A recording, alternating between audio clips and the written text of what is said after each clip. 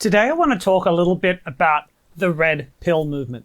I'm going to talk about what about it I really, really love, and I'm going to talk about the aspects of it that I think many members should be giving a lot deeper thought. Now, I know that this is a topic that runs very closely to some very high emotional topics for guys. It leads closely to a lot of men's pain and suffering that they've experienced over their lives. So before I go on, I want to say this. Life for many men right now is hard. We have been largely displaced from our original roles in society, and the replacement roles of what we're supposed to be as men is ridiculously vague. Men are commonly the butt of jokes in the media and in popular TV shows.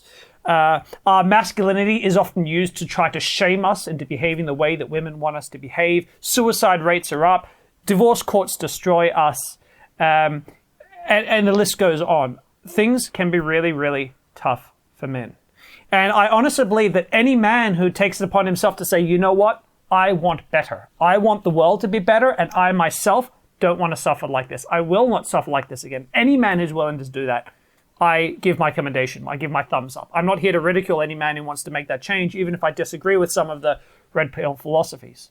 Today's video is largely about exercising caution when we as men decide on the values we want to pursue when trying to become better men. So if you're red pill now, or if you're thinking about getting more involved in the red pill community, this is the video for you. So I want to start this video with something a little bit left field, but it's going to be apparent why I'm going there shortly. I want to start by talking about attachment theory. Now, you may have heard of attachment theory before, so I'm going to give you a really quick rundown of it. You can feel free to skip ahead if you like. Basically, attachment theory thinks about the way that we learned to relate to love as little children. And there's sort of two broad ways. We can have a secure attachment style to love and intimacy, or we can have an insecure attachment style. Now, secure attachment style means that you, as a child, you felt comfortable if mum left the room for a while. You felt safe to know that she'd come back. You felt safe to receive love from mum. You felt okay if mum had a bad day and didn't have as much time for you. You didn't get nervous or anxious about these things. So how you related to love with, I say mum, dad, caregiver, whatever it is.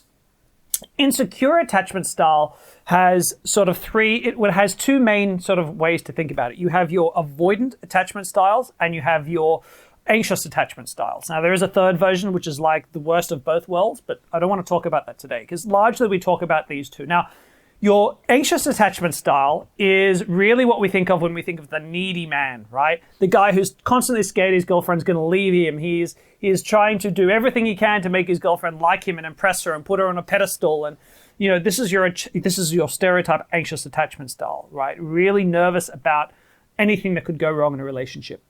On the flip side, you have your avoidant attachment style.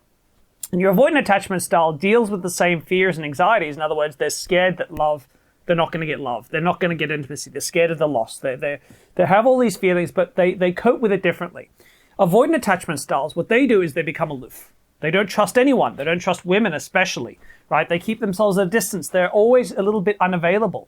They often end up playing games to ensure they maintain power because avoidant attachment style deals with its anxiety by making sure it's always in charge, by making sure it's always got the power in the relationship. That's kind of what it's signified by there.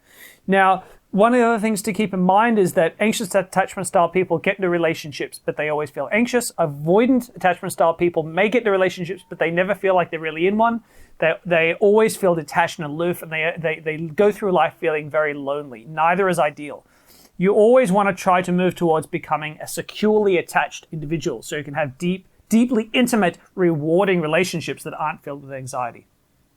One other thing I want to say before I explain how this is all related, all relationships can be one of three things. They can be one of two things. They can be two securely attached adults, and a securely attachment style adult will never date an insecure attached adult. So they'll never date an avoidant or an anxious attachment style person. They'll avoid them like the plague.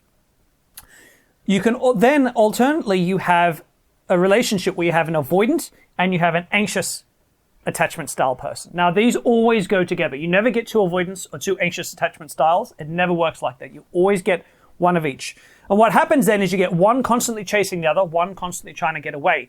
And from the external standpoint, this often looks like the avoidant being the perpetrator of pain and misery, and the anxious just wanting to be loved and never being able to get it. And so you tend to have this perpetrator of horrible emotional crimes and this victim. But actually, it's much more complicated than that. But that's often how it looks externally in a simple level, and often how it feels when you're in the relationship. So why am I talking about all of this? Well, many, not all, but many of the men who get involved in the red pill movement are, first of all, they're insecurely attached. That's their attachment style, because they've suffered a lot with women. If you haven't suffered with women, you are unlikely to get involved in the red pill movement. But more than that, it's the anxious attachment styles that suffer the most with women. They're the ones who seek to try to improve themselves because they're anxious in relationships. They're always feeling needy. They've felt walked all over by their partners. They've felt used. They've felt abused. They've felt taken advantage of. And they realize that that they deserve better as men. They want to improve. And so largely, a lot of men who first get into red pill are anxious attachment style. I was anxious attachment style too when I was a younger guy, so I can relate. The other way, by the way, just for interest, that I know that a lot of guys who get involved in red pill are anxious attachment style, is one of the hallmarks of an anxious attachment style is to lash out strongly emotionally when you get triggered. So to be very verbally violent when you're feeling triggered. And you only need to look at some of my other videos, or any videos really. Anyone who expresses negative attitudes towards red pill can often be vigorously attacked, like vigorously, more than you'd find with people who are emotionally attached. So that's another reason why it's obvious. And what I see in a lot of forums and communities, and also the literature that's often talked about in red pill communities, is these anxious attached guys are feeling powerless. Totally legit. And that sucks, that feeling. I've been there. And what happens is, the advice that you're given is often, hey, become avoidant attachment, right? Start taking power back. Become that guy who's aloof. Become that guy who women chase after because they can't figure out and they desperately want attention, and you're never quite available to them, but you're maintaining all the power in the relationship, and you'll have women chasing after you. And I see a lot of that. And I'm going to sort of give examples of where I see very stereotype avoidant attachment styles, but I see that, right? That's what men are often being taught in the red pill community. And that is really, really, really tempting, because all of a sudden you can feel a sense of power, right? Like, oh, screw you women. I was powerless. Now I'm the one in power. Haha, you can suffer. And I'm not making you feel bad about that. I literally went through this journey. Red pill wasn't really a thing when I was a younger man in my early 20s, but I came out of a relationship where I was anxious, and I was this anxious guy, and I wanted to have the power back. And I did it for a few years. I was like the aloof guy who made women chase after me, never available, and it felt good. It felt like, screw you women. You do this to me, I'll do this to you back, right? How do you like it? And I felt really, really empowered. But it wasn't healthy. It was revenge. I felt desired by women, but I never felt loved by women. I felt feared by women, but I never really felt respected by women.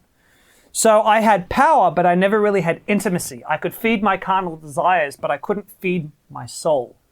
And so I don't think that this is a mindset that is a healthy mindset for men to aspire towards. It may feel good. It may feel like justified revenge, but I don't think that's healthy. I don't think that's the end point anyway, even if it's a midway point that you want to go through. Hell, I went through it in my own life.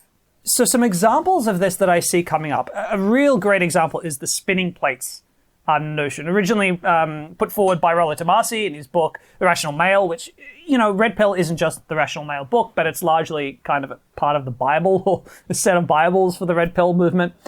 And spinning plates is about always having women available so that the woman you're dating knows you've always got options, so that she's always on the back foot, so that you've always got control, so that you've always got power, so that she will not stray because she always feels like she has to work to keep you focused on her. That's spinning plates. And spinning plates is stereotype avoidant, insecure attachment style stuff, right? It's being unavailable, a little bit unavailable, constantly having other options, keeping your partner on the back foot, making them feel needy, making them connect with the anxious, insecure attachment style. Because remember I said, if you're going to be an avoidant attachment style, you're always going to date people who are an insecure attachment style. So it's going to create the experience of having a woman hold on to you and chase after you. And yes, that can feel empowering, but what you're doing now is you're making someone else the victim. So now what you're doing is you're playing a game to try to victimize the other party. That's a very stereotype avoidant move. Then, I see a lot too. I see it in Rollo Tomasi's book too. I see a lot of stuff about maintaining power. You've always got to be the one in charge. You are the man. Make sure she, don't always be too available. Don't be available on weekends. Don't live with her. Don't do all this kind of stuff because that might upset the power balance. And there's a huge, strong focus on power often, especially in the rational male as well. And this is where I know that it's pushing towards a style of insecure attachment, because secure attachment never focuses much on power balance in a relationship. If you're focused on, or if there is a massive power imbalance, then that's because someone is emotionally unhealthy and not looking after their own needs. So when someone's obsessed with power, something's going wrong. It's not a healthy emotional way to view the world. So narcissists, stereotypically, one of the ways that we can pick narcissists out is that they're obsessed with power. They're obsessed with status, right, and power, because it's part of an unhealthy emotional framework. One of the other things that's dangerous too is to always be focused on how different women are to men, right? So, one of the things that I know Rational Male again talked about it, but I know a lot of red pill guys have this idea that women don't love men properly. They're not capable of falling in love the same way men are. And that's absolutely rubbish. But if you are an anxious attachment style man, it will feel that way because you will constantly be this anxious attachment human being chasing after women who are trying to get away from you. Clearly, women can't love the same way you do because you just love unconditionally. But I'll tell you what, I'm a man. I've been on both sides of the fence. I've been the guy who was anxiously attached, having a woman try to get away from me. I've also been a guy dating an anxiously attached woman, and you know what you feel? Repelled. It is repulsive to have someone anxiously attached to you. Women are perfectly capable of it. Ask any man who is avoidantly attached. He'll be surrounded by women who are obsessed with him, but it's not a healthy obsession, right? Both genders can have this. It's not limited. And to go back to the point, intimacy is when you see each other not as different. You focus on how you're the same, right? We're both insecure at times. We both have jealousy at times. We both feel powerless. We both want to be loved. We both want to be respected. We both have all these things. Yes, men and women are different. I'm not on the bandwagon that we're the same. I don't buy into that. But by focusing on how you're the same rather than focusing on how you're different is how you build intimacy, the connection, and respecting the differences that do exist.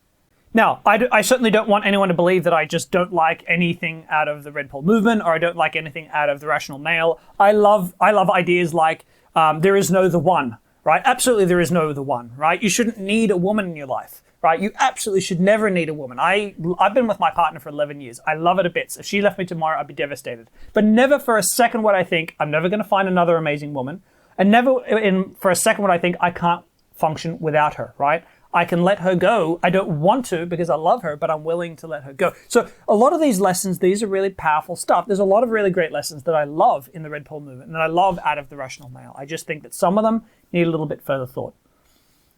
So where would I direct you? If you're sitting here thinking, great, Damien, that's all fine and well, but what do you think I should read? What do you think I should learn? If I want to get involved in becoming a better man and having avoiding the pain that can be thrown at me by society, by women, because society does give some pretty crappy lessons to guys. Here are 4 resources I really think that you should look into.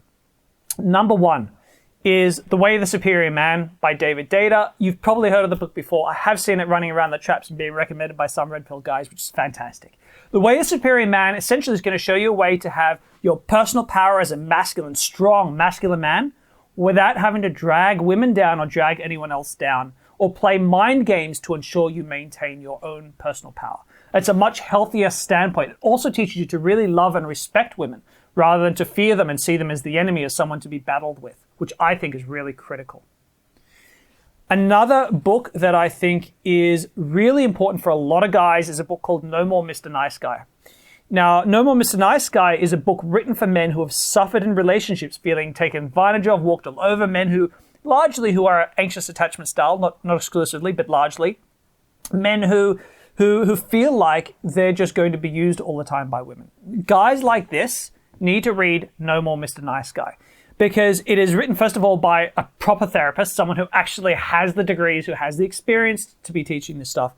But he really teaches men to understand where they themselves are at fault. It's taking some responsibility for their own nice guy stuff, taking responsibility for their own anxious attachment style stuff that they're dealing with, in a way that allows them to move forwards in life without ever being taken advantage of again. But it addresses it from a much healthier vantage point. So you'll see a lot of crossover in the ideas between Rollo Tomasi and No More Mr. Nice Guy, but No More Mr. Nice Guy has a much healthier viewpoint of how men should be working on themselves.